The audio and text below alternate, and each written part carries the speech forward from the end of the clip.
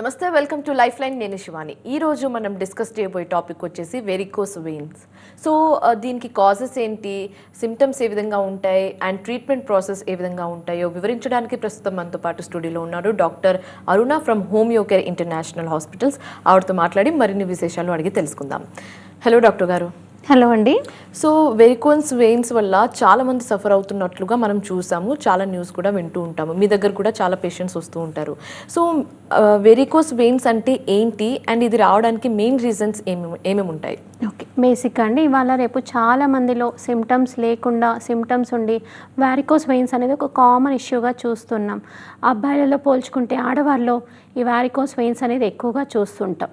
బేసిక్గా మన blood circulatory సిస్టంలో పైనుంచి సప్లై చేసే బ్లడ్ వెసల్స్, కింద నుంచి సప్లై చేసే బ్లడ్ వెసల్స్ చాలా ఉంటాయి. సో హార్ట్ పంపింగ్ వాల్యూ తగ్గినప్పుడు, వాల్యులార్ డిస్ఫంక్షనింగ్ ఉన్నప్పుడు కింద నుంచి మనకు నాడికి సప్లై చేసే బ్లడ్ వెసల్స్లో వీనస్ ఫంక్షనింగ్ అనేది తగ్గుతుంది. దీనివల్ల అక్కడున్న వెయిన్స్ అనేది బల్జింగ్గా ఉండడం, హార్డ్ అయిపోయి టార్షస్గా అవ్వడం వల్ల పైకి మనకు బ్లూయిష్ డిస్కలరేషన్లో వెయిన్స్ అనేవి కనిపిస్తూ ఉంటాయి. ఇవి చాలా మటుకు లోవర్ లిమ్స్లో అంటే కాళ్ళకి ఎక్కువగా కనిపిస్తూ ఉంటాయి. వీటిని మనం వారికోస్ వెయిన్స్ అంటూ ఉంటాం. ఇవి మెయిన్గా 35 ఏజ్ ప్లస్ నుంచి ఆ పై వరకు మనకు 60-65 ఏజ్ వరకు వస్తూ ఉంటాయి. ఇది క్యూర్ లేని సమస్యలలో one of the major issue అండి. సో స్టేజ్ 1, స్టేజ్ 2, స్టేజ్ 3 ఇలా మనం ఈ వారికోస్ వెయిన్స్ని 3 ప్రకారంగా మనం చూసుకోవచ్చు. చాలా మటుకు సెడెంటరీ లైఫ్ స్టైల్, వెయిట్ ఎక్కువ ఉన్న వారికి, వాల్వులార్ డిస్ఫంక్షనింగ్, కొంతమందిలో జెనెటిక్ పరంగా కూడా ఈ వారికోస్ వెయిన్స్ వచ్చే అవకాశం ఉంటుంది. సెడెంటరీ లైఫ్ స్టైల్, కాన్స్టెంట్గా ఒకటే పోస్చర్లో కూర్చోవడం, వాకింగ్ ఎక్కువ చేసేవారికి, అలా కాకుండా డ్రైవింగ్, టైలరింగ్ చేసేవాళ్ళు, సాఫ్ట్వేర్ సిస్టమ్, వాచ్మ్యాన్స్, కాన్స్టెంట్గా నిల్చొని ఉండేవాళ్ళు, సెడెంటరీగా మెయింటైన్ చేసే వారిలో ఈ వారికోస్ వెయిన్స్ అనేది ఎక్కువగా చూస్తూ ఉంటాం. సో మనకు బ్లూయిష్ డిస్కలరేషన్ ఉండడం వల్ల, కింద నుంచి పైకి బ్లడ్ సర్క్యులేషన్ కాకపోవడం వల్ల మనకు కాలు గుంజడం, నొప్పి, మంట ఇలాంటి వాటితో పాటు వేరే చిన్న చిన్న కాంప్లికేషన్స్ పెరిగే అవకాశం కూడా ఉంటుంది. చాలా మటుకు ఈ వారికోస్ వెయిన్స్ మగవారితో పోల్చుకుంటే ఆడవారిలో ఈ ప్రాబ్లమ్స్ అనేది ఎక్కువగా చూస్తుంటాం. కొన్ని సంవత్సరాలు కూడా సిమ్టమ్స్ లేకుండా ఈ వారికోస్ వెయిన్స్ అనేది డెవలప్ అవుతూ ఉంటాయి. చాలామందికి నీరసంగా అనిపించడం, కాలు గుంజడం ఇలాంటివి మనం ఎక్కువగా చూస్తూ ఉంటాం. కొందరికి బ్లూయిష్ డిస్కలరేషన్ అంటే బ్లూగా కాళ్ళకి నరాలు అనేవి పైకి కనిపిస్తూ ఉంటాయి. ఇవి సిమ్టమ్స్ లేకుండా ఉంటాయి కాబట్టి చాలామంది పట్టించుకోరు, కానీ ఇవి వారికోస్ వెయిన్స్ సిమ్టమ్స్ అండి. సో ఇలా ఉన్నప్పుడే ఖచ్చితంగా డాక్టర్ దగ్గరికి వెళ్ళి దీనికి తగ్గట్టు మనం మెడికేషన్ తీసుకున్నట్లయితే స్టేజ్ 1లోనే తగ్గిపోయే అవకాశం ఉంటుంది. కొందరికి ఈ ప్రాబ్లమ్స్ అనేది పెరుగుతూ వెళ్తూ ఉంటుంది. సడన్గానే బల్జ్ అవ్వడం, పై వైపుకి నరం కనిపించడం, దాంతోపాటు బల్జెస్ కనిపించడం ఇలాంటివి ఎక్కువగా అవుతూ ఉంటాయి. సో కొన్ని సంవత్సరాలైనా కనిపించకపోవడం వల్ల సడన్గా ఇవి సిమ్టమ్స్ అనేది పెరుగుతూ ఉంటాయి. సో డాక్టర్ గారు, ఇనిషియల్ డేస్లోనే, స్టార్టింగ్ స్టేజ్లోనే దీన్ని గుర్తించి డాక్టర్ దగ్గరికి వెళ్ళడం ఒక సొల్యూషన్ అనుకోవచ్చు. ఒకవేళ నెగ్లెక్ట్ చేసి ఇంట్లోనే ఉండి సెల్ఫ్ మెడికేషన్ తీసుకుంటే ఎలాంటి కాంప్లికేషన్స్ ఫ్యూచర్లో చూడొచ్చు అంటారు? ఓకే, చాలామంది అండి వారికోస్ వెయిన్స్కి ట్రీట్మెంట్ లేదు అని అనుకుంటుంటారు, కానీ ఇనీషియల్ ఫేజెస్లో ఈ వారికోస్ వెయిన్కి ఖచ్చితంగా బ్లడ్ సర్క్యులేషన్ ఇంప్రూవ్ చేస్తూ చాలా అడ్వాన్స్డ్ మెడికేషన్స్ అనేది ఉంటూ ఉంటాయి. ఎక్కువగా చాలామంది ఆయిల్ మసాజెస్ చేసుకోవడం, ఫిజియోథెరపీకి ఎక్సర్సైజెస్ చేయడం, కొంతవరకు బామ్స్ రాసుకోవడం, మూవ్ ఇలాంటివి ఎక్కువగా రాసుకుంటూ ఉంటారు. దీనివల్ల పైన అనేది పెయిన్ తగ్గడమో లేకపోతే మంట తగ్గడమో ఇలాంటి సిచ్యువేషన్స్ మాత్రమే హీలింగ్ ఉంటుంది, కానీ లోపల బ్లడ్ సర్క్యులేషన్ అనేది అలా ఆగిపోవడం జరుగుతూనే ఉంటుంది. దీనివల్ల ఫ్యూచర్లో సిమ్టమ్స్ సడన్గా అపియర్ అయిపోయి కాంప్లికేషన్స్ పెరిగే అవకాశం ఉంటుంది. సో వారికోస్ వెయిన్స్ మనకు ఖచ్చితంగా బ్లూయిష్ డిస్కలరేషన్లో కల్పిస్తూ ఉంటాయి. ఎక్కువగా తొడ భాగం దగ్గర, మోకాలు కింది వైపు, మనకు తొడ దగ్గర నుంచి కింది వైపుకు బ్లూయిష్గా కనిపిస్తూ ఉంటాయి. సో ఇలాంటి వీరికి ఇనీషియల్గానే బ్లడ్ సర్క్యులేషన్ స్లోగా తగ్గుతూ ఉంటుంది.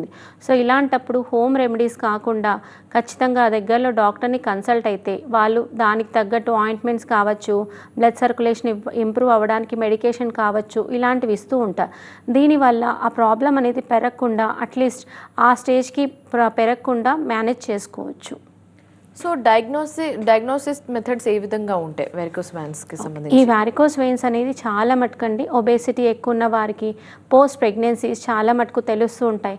కాన్స్టెంట్గా డ్రైవింగ్ చేసే వారిలో కావచ్చు, కాన్స్టెంట్ సిట్టింగ్, వాచ్మ్యాన్స్ ఇలాంటి వారికి తెలుస్తూ ఉంటుంది.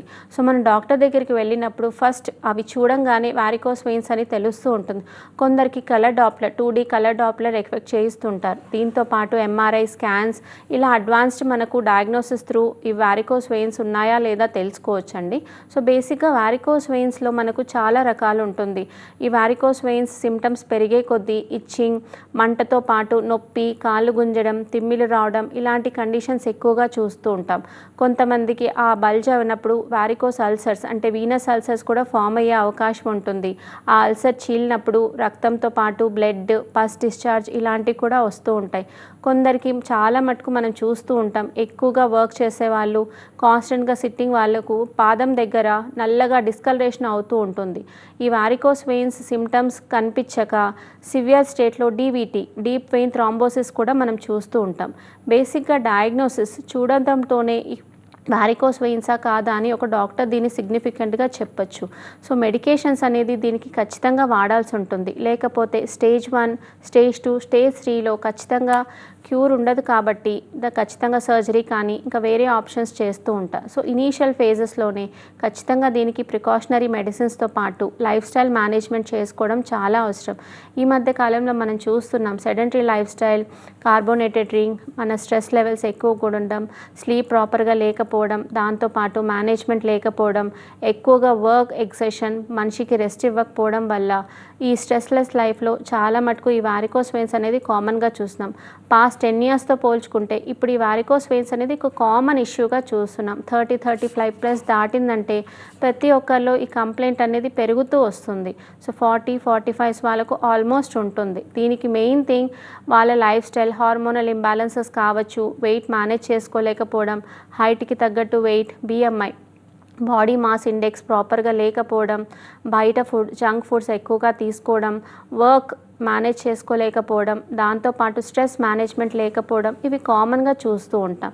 సో కనిపించినప్పుడు వారికోస్ వెయిన్స్ ఉన్నాయా మనం తెలుసుకున్నప్పుడు దానికి తగ్గట్టుగా జాగ్రత్తలు తీసుకున్నట్లయితే బ్లడ్ సర్క్యులేషన్ ఇంప్రూవ్ అయ్యే ఛాన్సెస్ ఉంటుంది. లేకపోతే వాల్వులార్ డిస్ఫంక్షన్ ఉండడం వల్ల హార్ట్కి పంప్ అవ్వాల్సిన బ్లడ్ వెసల్స్ డిస్టర్బ్ అవ్వడం వల్ల హార్ట్ ఫంక్షనింగ్ కూడా తగ్గే అవకాశం ఉంటుంది.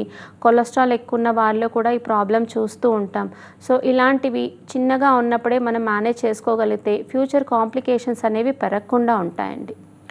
ఓకే. సో డాక్టర్ గారు ఇప్పుడు ట్రీట్మెంట్ విషయానికి వస్తే ట్రీట్మెంట్లోనే చాలా వేస్ ఉన్నాయి, చాలా ప్రాసెసెస్ ఉన్నాయి. లేజర్ కావచ్చు, లేకపోతే సర్జరీ కావచ్చు. సో మీరు పేషెంట్స్కి ఏం రికమెండ్ చేస్తారు? అంటే సర్జరీ రికమెండ్ చేస్తారా, మెడికేషన్ రికమెండ్ చేస్తారా, లేకపోతే లేజర్ ట్రీట్మెంట్ రికమెండ్ చేస్తారా? అంటే పర్సన్ టు పర్సన్ డిఫర్ అవుతుందా ట్రీట్మెంట్ విషయానికి వచ్చేసరికి? ఎస్ అండి. సో బేసిక్గా అండి ఈ వారికోస్ వెయిన్స్ అనేది ఇనీషియల్ ఫేజెస్లో వచ్చినప్పుడు డాక్టర్ ఖచ్చితంగా మెడికేషన్ తీసుకుంటూ సెల్ఫ్ మేనేజ్ చేసుకోవడం చెప్తూ ఉంటారండి. సో ఇనీషియల్ ఫేజెస్లో స్టేజ్ 1లో ఉన్నప్పుడు బ్లూయిష్ డిస్కలరేషన్ మాత్రమే ఉంటుంది. వీళ్ళకు 30-40% బ్లడ్ సర్క్యులేషన్ పైకి అవుతూ ఉంటుంది. కానీ ఇంకా పెయిన్ అనేది లేకుండా సిమ్టమ్స్ లేని వాళ్ళు ఖచ్చితంగా దీన్ని పట్టించుకోరు. అలాంటప్పుడు వచ్చినప్పుడు మెడికేషన్స్తోనే ప్రాపర్గా బ్లడ్ సర్క్యులేషన్ ఇంప్రూవ్ అవ్వడానికి హెల్ప్ అవుతుంది. దీంతోపాటు డాక్టర్ ఖచ్చితంగా వాకింగ్ కావచ్చు, ఎక్సర్సైజెస్ కావచ్చు, long term standing or sitting avoid చేయమని చెప్తూ ఉంటారు. సో ఈ ఫేజ్లో వచ్చినప్పుడు ఖచ్చితంగా డాక్టర్ మెడికేషన్ త్రూ లేదు అంటే లైఫ్ స్టైల్ మార్చుకోవడం ఇలాంటివి మేనేజ్ చేస్తూ చెప్తుంటారు. అదే ప్రాబ్లం సెకండ్ ఫేజ్లో వచ్చినప్పుడు వాళ్ళకు నరం అనేది బయటికి కనిపిస్తూ ఉంటుంది, స్వెల్లింగ్. సో సిమ్టమ్స్ ఎక్కువగా ఉంటాయండి. పెయిన్ పెరగడం, మంట, నొప్పి, దాంతోపాటు కాలు గుంజడం, తిమ్మిలు రావడం, స్పర్శ తగ్గడం ఇలాంటివి ఎక్కువగా చాలామంది చెప్తూ ఉంటారు. ఇలాంటి ఫేజ్లో వచ్చినప్పుడు సిమ్టమాటిక్గా ట్రీట్మెంట్ ఇస్తూ ఉంటారు. చాలామంది సర్జరీ అనేది భయపడుతూ ఉంటారు. సో సర్జరీ అవాయిడ్ చేయడానికి కొంతవరకు 60-70% మెడిసిన్ అనేది హెల్ప్ చేస్తూ ఉంటుంది. దీంతో పాటు లైఫ్ స్టైల్ మోడిఫికేషన్స్, వెయిట్ ఎక్కువ ఉన్న వారైతే కావచ్చు, హార్ట్ ఇష్యూస్ ఉన్నవారు కావచ్చు, దాంతోపాటు మెడికేషన్ యూస్ చేస్తూ లైఫ్ స్టైల్ మేనేజ్ చేసుకోగలిగితే ఆ ఫేజ్లో కూడా సర్జరీ అనేది అవాయిడ్ చేసుకోవచ్చు. కానీ కొంతమందికి బల్జెస్ అనేది చాలా సివియర్గా పైకి కనిపిస్తూ ఉంటాయి. ఇలాంటి వారు లేజర్ ట్రీట్మెంట్ తీసుకుంటే ఆ లోపల ఉన్న బల్జ్, దాంట్లో ఉన్న క్లాట్ అదంతా వెళ్ళిపోతుంది. కానీ నరం అనేది తీసేయరు. కానీ ఈ నరం తీసేసాక కూడా లేజర్ చేయించాక కూడా ఖచ్చితంగా మనకు వారికోస్ వెయిన్స్ ఇంకొక నరంకి వచ్చే అవకాశం ఉంటుంది. సో కంప్లీట్గా తగ్గిపోవాలి అంటే సర్జరీ చేయించుకోవడమే బెస్ట్ ఆప్షన్ అండి. కానీ సర్జరీ చేయించుకున్నాక పోస్ట్ సర్జరీ ఎఫెక్ట్స్ చాలా వేరే ప్రాబ్లమ్స్ అవుతూ ఉంటాయి. మనిషికి వీక్నెస్, కాల్షియం తగ్గడం, ఎక్కువగా యాంటీబయాటిక్స్ యూస్ చేస్తుంటారు కాబట్టి gastric complications, post surgery weight పెరగడం ఇలాంటివి ఎక్కువగా చూస్తూ ఉంటారు. సో ఏ సమస్య అయినా ఇనీషియల్ ఫేజెస్లో ఉన్నప్పుడు దాన్ని కనుక్కొని ఖచ్చితంగా మెడికేషన్ కావచ్చు, సెల్ఫ్ ప్రికాషనరీ ట్రీట్మెంట్ కావచ్చు, ఇలాంటివి మేనేజ్ చేసుకోగలిగితే ఎటువంటి పెయిన్ లేకుండా వారికోస్ వెయిన్స్ ఇనీషియల్గానే మనం మేనేజ్ చేసుకోవచ్చు. ఒకసారి వచ్చాయి అని మనం తెలుసుకున్నట్లయితే దానికి తగ్గట్టు లైఫ్ స్టైల్ మేనేజ్మెంట్ చేసుకోవాల్సి ఉంటుంది. ఒకవేళ మేనేజ్ చేసుకోగలిగితే మనకు ఏ ప్రాబ్లం లేకుండా మెయింటైన్ చేసుకోవచ్చు. కానీ కొంతమంది భయంతో కావచ్చు, రిస్క్ ఫ్యాక్టర్స్ ఎక్కువగా ఉంటాయని అనుకోవచ్చు, అర్జెంట్గా వాళ్ళు సర్జరీ కానీ లేజర్ కానీ ఆప్ట్ చేస్తూ ఉంటారు. సో సర్జరీ కానీ లేజర్ కానీ పోస్ట్ ప్రాబ్లమ్స్ ఎక్కువగా ఉంటాయి. సో మెడికేషన్ యూస్ చేసినట్లయితే వాటికి ప్రాబ్లం అనేది పెరగకుండా కంప్లైంట్స్ ఇనీషియల్ ఫేజెస్లోనే తగ్గే అవకాశం ఉంటుంది. సో డాక్టర్ గారు, పోస్ట్ ప్రెగ్నెన్సీ తర్వాత చాలా మంది ఉమెన్లో ఈ ప్రాబ్లం చూస్తూ ఉంటాం. సో ముందే ఎలాంటి జాగ్రత్తలు తీసుకుంటే ఈ ప్రాబ్లం రాకుండా ఉంటుంది? ఓకే, చాలామంది అండి ప్రెగ్నెన్సీ లేట్గా అవ్వడం, లేట్గా మ్యారేజెస్ అవ్వడం, 30+లో ఈ వారికోస్ వెయిన్స్ అనేది కామన్గా చూస్తుంటామండి. అటుగా వెయిట్ పెరగడం. సో చాలామంది IVF, IUI ఇలాంటి హార్మోనల్ ట్రీట్మెంట్ తీసుకుంటూ ప్రెగ్నెన్సీస్ అవుతూ ఉంటాయి. ఇలాంటి వారిలో కూడా వారికోస్ వెయిన్స్ అనేది వచ్చే అవకాశం ఉంటుంది. వెయిట్ ఎక్కువ ఉండడం వల్ల, పోస్ట్ ప్రెగ్నెన్సీ వెయిట్ తగ్గకపోవడం వల్ల 1 ఇయర్ తర్వాత కొంతమందిలో ఈ వారికోస్ వెయిన్స్ అనేది చూస్తూ ఉంటాం.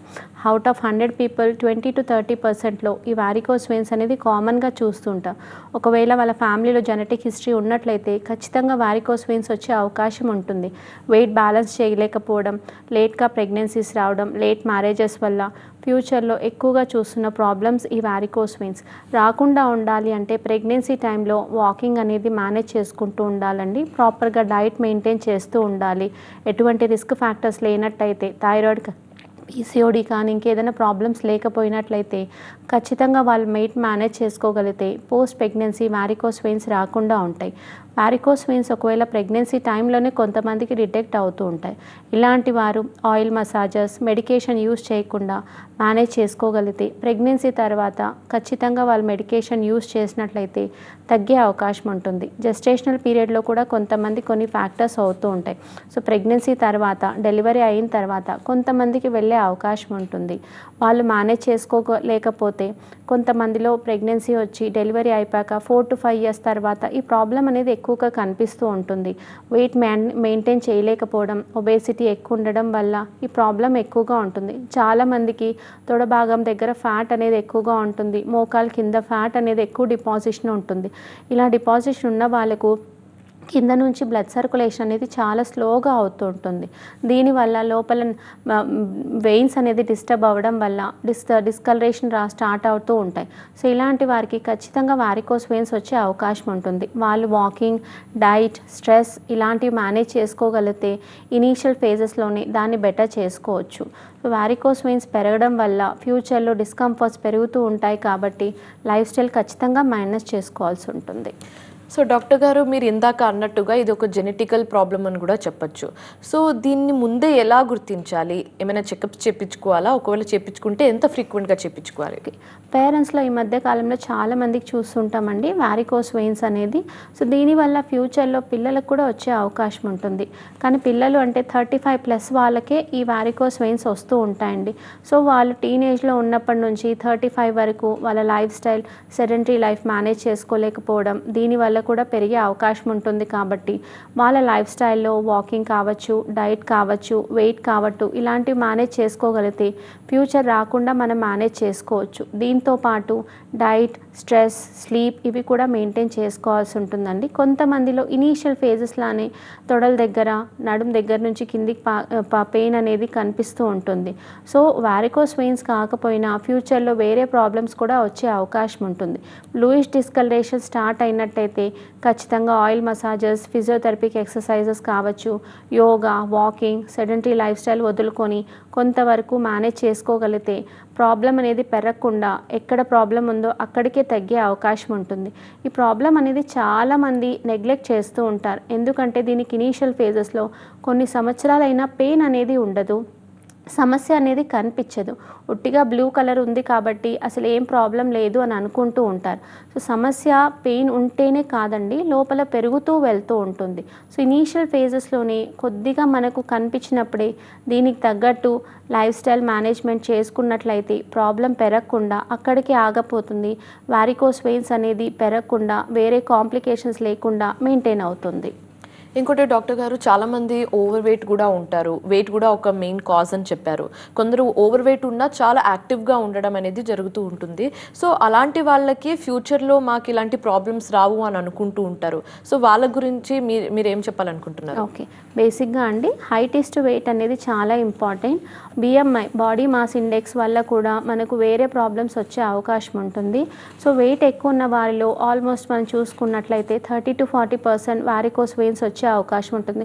కొందరిలో వెయిట్ ఎక్కువ ఉన్న వాళ్ళు, ఆడవాళ్ళు ఒబేసిటీ వల్ల ఆస్టియోఆర్థరైటిస్ ప్రాబ్లం ఉంటుంది. సో వారికోస్ వెయిన్స్ అనేది మనకు చూసుకున్నట్లయితే యాక్టివ్గా ఉన్న వాళ్ళ కంటే ఎక్కువగా వర్క్ చేయలేని వాళ్ళు, సెడెంటరీ లైఫ్ స్టైల్ మేనేజ్ చేసుకునే వాళ్ళు, స్లీప్ డిస్టర్బెన్సెస్తో పాటు ఎక్కువగా టైలరింగ్ చేసేవాళ్ళు, ఇలాంటి వాళ్ళు ఎక్కువగా ఉంటుంది. ఒకటే దగ్గర 1 hour నుంచి 2 hours నిల్చోవడం కావచ్చు, ఎక్కువగా కూర్చోవడం వల్ల బ్లడ్ సర్క్యులేషన్ అనేది ఆగిపోతుంది. ఇలాంటి వాళ్ళని ప్రాబ్లం ఎక్కువగా చూస్తూ ఉంటాం. యాక్టివ్గా వర్క్ చేసుకొని వాళ్ళ లైఫ్ స్టైల్ మెయింటైన్ చేసుకున్నట్లయితే ఒబేస్ ఉన్న ప్రతి వారికి వారికోస్ వెయిన్స్ రాదు. కానీ అలా అని లీన్గా ఉన్న పర్సన్స్లో కూడా యాక్టివ్గా లేకపోవడం, వీక్గా ఉండడం, దీంతోపాటు కాల్షియం కానీ మల్టీవిటమిన్స్ డెఫిషియన్సీ ఉన్న వాళ్ళు, బ్లడ్ సర్క్యులేషన్ ప్రాపర్గా లేని వాళ్ళు ఈ వారికోస్ వెయిన్స్ అనేది డెవలప్ అయ్యే అవకాశం ఉంటుంది. 100 మందిలో పోల్చుకున్నట్లయితే 10 to 15 పీపుల్లో చూసుకున్నట్లయితే లీన్ పర్సన్స్లో వచ్చే అవకాశం ఉంటుంది. 30 to 40% ఒబేస్ వాళ్ళలో వచ్చే అవకాశం ఉంటుంది. చాలా మటుకు వారికోస్ వెయిన్స్ అనేది మామూలుగా 35 నుంచి 40 వాళ్ళలో ఎక్కువగా చూస్తూ ఉంటాం. ఆడవాళ్ళు అయితే మెనోపాజ్ స్టేజ్, ప్రీ మెనోపాజ్ టైంలో కూడా ఈ వారికోస్ వెయిన్స్ అనేది ఎక్కువగా చూస్తుంటాం. హార్మోన్స్ రిలీజ్ అవ్వడం, గర్భసంచికి సంబంధించిన సమస్యలు కావచ్చు, థైరాయిడ్ కావచ్చు, షుగర్, ఇలాంటి కండిషన్స్ ఎక్కువ ఉన్న వాళ్ళలో కూడా ఈ వారికోస్ వెయిన్స్ అనేది కామన్గా చూస్తూ ఉంటామండి. ఓకే, సో ఆల్రెడీ వేరే ఇష్యూకి సంబంధించి ఒక మెడికేషన్ ఫాలో అవుతున్న పర్సన్ ఈ ప్రాబ్లమ్కి సంబంధించి మెడికేషన్ ఫాలో అవ్వచ్చా, లేకపోతే ఏమైనా కాంప్లికేషన్స్ వస్తాయా 2 మెడికేషన్స్ మర్జ్ చేస్తే? ఓకే, బేసిక్గా అండి కొంతమందిలో థైరాయిడ్ ఉంటుంది, కొంతమందిలో షుగర్ ఉంటుంది. ఇలాంటి వారికి వారికోస్ వెయిన్స్ వచ్చినప్పుడు మెడిసిన్స్ ఖచ్చితంగా వాడాల్సి ఉంటుందండి. సో బేసిక్గా వారికోస్ వెయిన్స్ ఉండడం వల్ల లాంగ్ రన్లో హార్ట్ ఇష్యూస్ ఖచ్చితంగా వచ్చే అవకాశం ఉంటుంది. కింద బ్లడ్ క్లాట్స్ అవుతూ ఉంటాయి కాబట్టి హార్ట్ పంపింగ్ వాల్యూ, లోపల వాల్వులార్ డిస్ఫంక్షన్ తగ్గుతూ వస్తుంది. ఇలాంటి వారికి కొలెస్ట్రాల్ డిపాజిషన్స్ పెరిగే అవకాశం ఉంటుంది. డీప్ వెయిన్ థ్రాంబోసిస్ అంటే ఖచ్చితంగా బ్లడ్ క్లాట్ అవ్వడం వల్ల వేరే ప్రాబ్లమ్స్ వచ్చే అవకాశం ఉంటుంది. వీనస్ అల్సర్స్ అంటే కింద పుండ్లు ఫామ్ అవడం, ఇలాంటి కండిషన్స్ మనం కామన్గా చూస్తూ ఉంటాం. సో ఆడవారైనా మగవారైనా ఎటువంటి కాంప్లికేషన్స్, హార్ట్ కాంప్లిమెంట్స్ కావచ్చు, బ్రెయిన్ ఇష్యూస్ ఉన్నవారు కావచ్చు, వేరే కాంప్లికేషన్స్ ఎటువంటి వారైనా కూడా స్టేజ్ 1లో ఉన్నట్లయితే వాళ్ళు మెయింటైన్ చేసుకున్నట్లయితే మెడికేషన్ లేకుండానే ప్రాబ్లం అనేది తగ్గకపోయినా పెరగకుండా ఉంటుంది. స్టేజ్ 2, స్టేజ్ 3 వాళ్ళు మెడికేషన్ తీసుకున్నట్లయితే బెటర్గా ఉంటుంది. దీనికి ఖచ్చితంగా మెడిసిన్స్ తీసుకోవడం వల్ల ప్రాబ్లం పెరగకుండా ఉంటుంది, ఫ్యూచర్ కాంప్లికేషన్స్ లేకుండా ఉంటుంది. సో వేరే కాంప్లికేషన్స్ ఉన్నవారికి ఈ మెడిసిన్స్తో ప్రాబ్లం అంటూ ఏది ఉండదు. 2 అలోపతి కావచ్చు, అలోపతితో పాటు హోమియోపతి మెడిసిన్స్ కావచ్చు, యూస్ చేయడం వల్ల ఎటువంటి కాంప్లికేషన్స్ రావు. కానీ ఎక్కువగా పెయిన్ కిల్లర్స్ యూస్ చేస్తూ ఉంటారు, యాంటీబయాటిక్, యాంటాసిడ్స్, ఇలాంటి కామన్గా ఇవాళ రేపు సెల్ఫ్ మెడికేషన్ అనేది తీసుకుంటూ ఉంటారు. ఈ సెల్ఫ్ మెడికేషన్ తీసుకోవడం వల్ల బేసిక్ కాంపోజిషన్లో ఉన్నట్లయితే ఏ ప్రాబ్లం లేదు. కొందరు దీంతో తగ్గట్లేదని అడ్వాన్స్డ్ మెడికేషన్స్ యూస్ చేస్తూ ఉంటారు, డోసెస్ ఎక్కువ యూస్ చేస్తూ ఉంటారు. దీనివల్ల కూడా ఫ్యూచర్లో వేరే ప్రాబ్లమ్స్ కూడా వచ్చే అవకాశం ఉంటుంది. జనరల్ బాడీ వీక్నెస్, తిమ్మిలు రావడం, కాళ్ళు యాక్టివిటీ తగ్గడం, బ్లడ్ సర్క్యులేషన్ తగ్గడం, ఇలాంటివి మనం కామన్గా చూస్తూ ఉంటారు. సమస్య తీవ్రత పెరిగితే తప్ప సెల్ఫ్గా మెడికేషన్ యూస్ చేయకపోవడమే మంచిదండి. లేదు అంటే డాక్టర్ని విజిట్ అయ్యి దానికి తగ్గట్టు వాళ్ళు ఇచ్చే మెడిసిన్స్ యూస్ చేయండి. ఓకే. సో పోస్ట్ ట్రీట్మెంట్ తర్వాత అదే పోస్ట్ సర్జరీ తర్వాత చాలామంది అనుకునేది ఏంటంటే అమ్మయ్య ఇప్పుడు సర్జరీ అయిపోయింది ఇంకా ఫ్యూచర్లో ఎలాంటి భయం ఉండదు అని అనుకుంటూ ఉంటారు. కానీ సర్జరీ తర్వాత మళ్ళీ వెరికోస్ వెయిన్స్ ప్రాబ్లమ్స్ వచ్చే ఛాన్సెస్ ఉంటాయా? ఒకవేళ ఉంటే ఎలాంటి జాగ్రత్తలు తీసుకుంటే చాలా మంచిదని అంటారు? ఓకే. చాలామంది అండి ఈ మధ్య కాలంలో లేజర్స్ ఆప్ చేస్తూ ఉన్నారు, సర్జరీ అనేది ఆప్ చేస్తున్నారు. సర్జరీ లేజర్ కూడా లాస్ట్ గ్రేడ్లోనే సజెస్ట్ చేస్తూ ఉంటారు. ఫస్ట్ డాక్టర్స్ మెడికేషన్ త్రూ, ఫిజియోథెరపీకి ఎక్సర్సైజెస్ త్రూ దీన్ని తగ్గించడానికి ట్రై చేస్తూ ఉంటారు.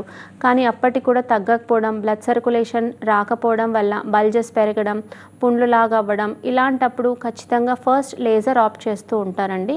లేజర్ చేయడం వల్ల అక్కడున్న బల్జ్లో ఉన్న డిస్కంఫర్ట్ అనేది తీసేస్తూ ఉంటారు. కానీ ఆ నరం అనేది అలానే ఉంటుంది. సో వేరే దగ్గర మళ్ళీ బ్లడ్ క్లాట్ అయ్యే అవకాశం ఉంటుంది. సో దీనివల్ల టెండెన్సీ అనేది తగ్గదు కాబట్టి లేజర్ చేయించుకున్నాక కూడా మళ్ళీ వారికోస్ వెయిన్స్ డెవలప్ అయ్యే అవకాశం ఖచ్చితంగా ఉంటుంది. సో లేజర్ చేయించుకున్నాక ఖచ్చితంగా రెస్ట్ అనేది చాలా ఇంపార్టెంట్. రెస్ట్ తీసుకున్నాక 3 to 6 months తర్వాత walking, life style, diet, stress, sleep ఇలాంటివి ఖచ్చితంగా మేనేజ్ చేసుకుంటూ ఉండాల్సి ఉంటుంది. దీంతో పాటు వెయిట్ మేనేజ్ చేసుకుంటూ ఉండాలి. లేజర్ తర్వాత కావచ్చు, సర్జరీ తర్వాత కావచ్చు, బాడీలో పెయిన్ కిల్లర్స్, యాంటీబయాటిక్ ఎఫెక్ట్ చాలా ఎక్కువగా ఉంటుంది. ఇలాంటి వారు గ్యాస్ట్రిక్ ఇష్యూస్ లేకుండా ఖచ్చితంగా మెయింటైన్ చేసుకోవాల్సి ఉంటుంది. నెక్స్ట్ ఆప్షన్ సర్జరీ అండి. సర్జరీ చేయించడం వల్ల ఆ బల్జ్ అయిన నరం అనేది కంప్లీట్గా తీసేస్తారు. దీనివల్ల వారికోస్ వెయిన్ అనేది పూర్తిగా పోతుంది. కానీ మన బాడీలో ఒక వెయినే కాదు, మల్టిపుల్ వెయిన్స్ ఉన్నాయి కాబట్టి శరీర తత్వం వారికోస్ వెయిన్స్ మెయింటైన్ చేసే అవకాశం ఉంటుంది కాబట్టి వేరే వారికోస్ వెయిన్ మళ్ళీ డెవలప్ అయ్యే అవకాశం ఉంటుంది. సర్జరీ చేయించాక 5 to 10 years తర్వాత మళ్ళీ వారికోస్ వెయిన్స్ డెవలప్ అవుతూ ఉంటాయి. ఒక దగ్గర తీస్తే మరొక కాలుకి వచ్చే అవకాశం ఉంటుంది. దీనివల్ల మల్టిపుల్ సర్జరీస్ మనం చేయించుకోలేం కాబట్టి ఇవాళ రేపు బేసిక్ లైఫ్ స్టైల్ మేనేజ్ చేసుకోవడం చాలా ఇంపార్టెంట్ అండి. వెయిట్ మేనేజ్ చేసుకోవడం చాలా ఇంపార్టెంట్. స్ట్రెస్, దాంతోపాటు వర్క్ ప్రొఫెషన్, ఎక్కువగా కాన్స్టెంట్గా కూర్చోవడం కావచ్చు, లేకపోతే నిల్చొని పని చేసుకోవడం, ఇలాంటివి అవాయిడ్ చేసుకుంటూ ఉండాలి. ఎక్కువగా యాక్టివ్గా ఉండి మన లైఫ్ స్టైల్ మేనేజ్ చేసుకోగలిగితే సర్జరీ తర్వాత మళ్ళీ డెవలప్ అయ్యే అవకాశం చాలా తక్కువగా ఉంటుంది. సర్జరీ అవసరం లేని వాళ్ళు కూడా మెయింటైన్ చేసుకోవచ్చు. ఓకే. సో వారికోస్ వెయిన్స్కి సంబంధించి చాలా చక్కటి పరిష్కారం చెప్పినందుకు thank you so much doctor గారు. సో ఇది ఇవాల్టి లైఫ్ లైన్. మరో అంశంతో మళ్ళీ కలుద్దాం. అప్పుడు వరకు చూస్తుండండి TV9.